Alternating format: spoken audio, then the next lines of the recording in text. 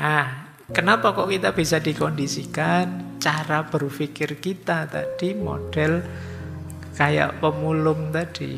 Kita hanya ngambil, kita hanya menyerap tanpa kita kondisikan, tanpa kita sesuaikan dengan kondisi kita, situasi kita.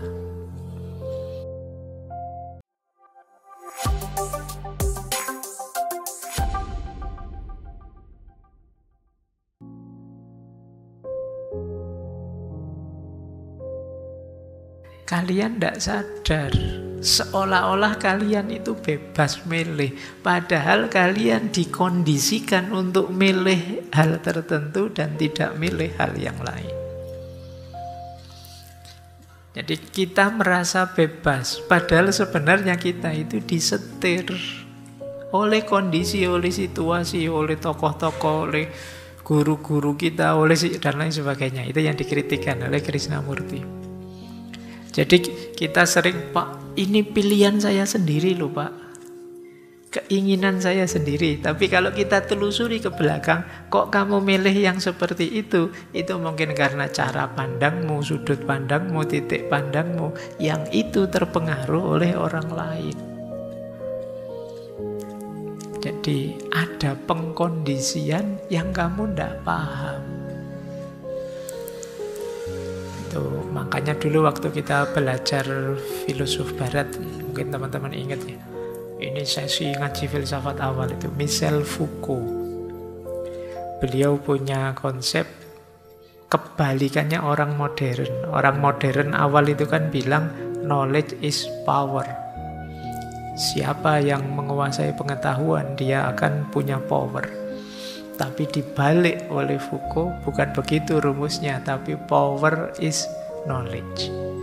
Power is knowledge itu yang punya kekuasaan, dia akan bisa ngatur pengetahuan. Apa yang bisa kalian ketahui, apa yang jangan kalian ketahui, apa yang sebaiknya kamu baca, apa yang jangan kamu baca. Itu kamu sebenarnya sering tidak sadar bahwa ada yang mengkondisikan. Contoh sederhana, ngaji filsafat ini. Kalian mungkin bebas, Pak, saya milih tema-tema ngaji banyak sekali. Padahal itu kan tema dari saya yang ngatur versi saya. Kamu minta tema apa saja, kalau tidak tak kasih kan tidak jalan. Itu power is knowledge. Saya kuasa di sini, kalau tidak mau ya tidak usah ngaji, kan gitu aja. Jadi yang punya kuasa yang menentukan. Kalian minta tema ini, tema itu, dan tak cuekin saja, itu kan kalian tidak bisa bantah. Akhirnya kamu dapatnya ya yang saya kasih ini. Akhirnya ideal yang di kepalamu ya sebatas yang saya kasih ini. Itulah pengkondisian. Ya termasuk kampus dengan kurikulumnya dan lain sebagainya. Jadi kita tidak sadar dalam hidup ini ada banyak sekali pengkondisian.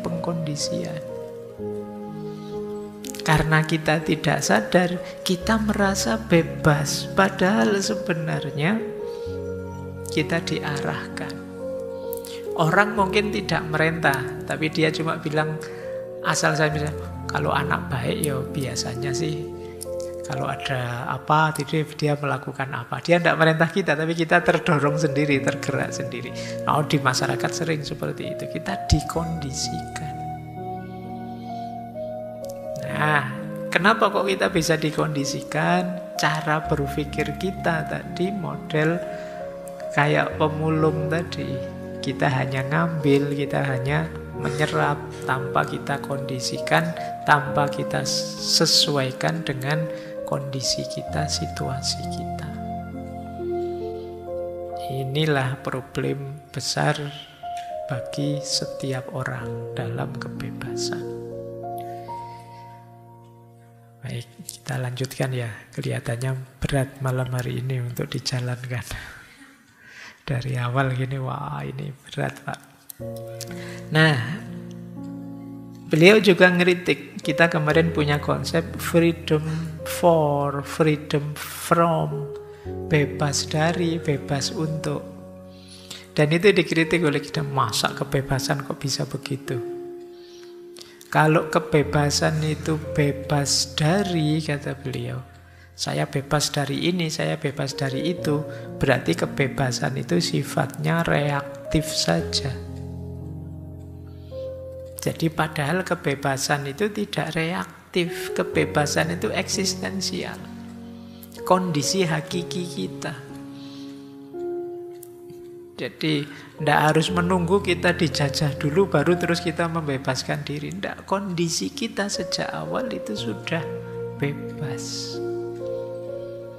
Orang yang punya pandangan bahwa kebebasan itu adalah freedom from, bebas dari, kata Krishnamurti, ya dia akan reaktif saja dan nanti dia biasanya lepas dari satu penjajahan masuk ke penjajahan yang lain. Lepas dari satu organisasi masuk ke organisasi yang lain. Lepas dari satu partai masuk ke partai yang lain. Akan begitu kalau maknanya kebebasan itu hanya bebas dari. Ya bagian dari kebebasan mungkin bebas dari, tapi bukan itu hakikatnya kebebasan. Ada juga yang bilang kebebasan itu bebas untuk itu berarti ideal. Saya harus melakukan ini, saya harus melakukan itu. Loh, kalau kebebasan itu bebas untuk dan sifatnya ideal, berarti kan dia sesuatu yang kita tuju. Saya ingin bebas, Pak. Itu seolah-olah sekarang belum bebas, kamu menuju kebebasan. Kata Krishnamurti, tidak begitu. Hakikatnya kita sudah bebas. Jadi kebebasan itu bukan perjalanan menuju. Jadi hakikinya diri kita begitu kita lahir itu kita statusnya merdeka, bebas. Jadi bukan menuju kebebasan ini, menuju kebebasan itu. Jadi kebebasan itu ya tidak sekedar bebas dari belenggu apa atau bebas untuk apa. Kalau hanya itu ya berarti dia tidak hakiki. Padahal manusia itu ya hakikatnya bebas. Dan juga bukan pilihan. Ada orang, Pak, saya milih ini, yang lain milih itu. Tidak, kalau itu pilihan berarti tidak hakiki. Kamu bisa milih, bisa tidak. Kebebasan itu hakiki. Yakinlah bahwa kalian itu hakikatnya bebas. Kok terbelenggu, Pak? Kamu sendiri yang membelenggu atau circlemu yang membelenggu? Jadi bukan kenyataan dirimu. Jadi kebebasan berarti kalau dalam bahasa agama itu termasuk fitrahnya manusia. Maka kalau ada fenomena pembelengguan jenis apapun itu berarti nabrak fitrah. Makanya nanti ada beberapa filosof muslim kontemporer yang punya konsep bahwa agama itu cirinya pembebasan. Karena agama itu menuntun kita pada fitrah-fitrah. Jadi dasar kemanusiaan kita. Manusia itu hakikatnya bebas. Kalau manusia tidak bebas, sulit sekali kita menuntut tanggung jawab. Kalau manusia tidak bisa dituntut tanggung jawab, bagaimana mengelola alam semesta ini? Bagaimana menjalankan amanat kita sebagai khalifahnya Allah? Maka jangan ragu-ragu untuk bilang bahwa kebebasan itu fitrah kita. Berarti ada fenomena atau kenyataan apapun yang membelenggu kebebasan, itu kalau pakai istilah agama berarti fenomena kezoliman. Di mana ada kezoliman ya berarti agama sedang tidak tegak.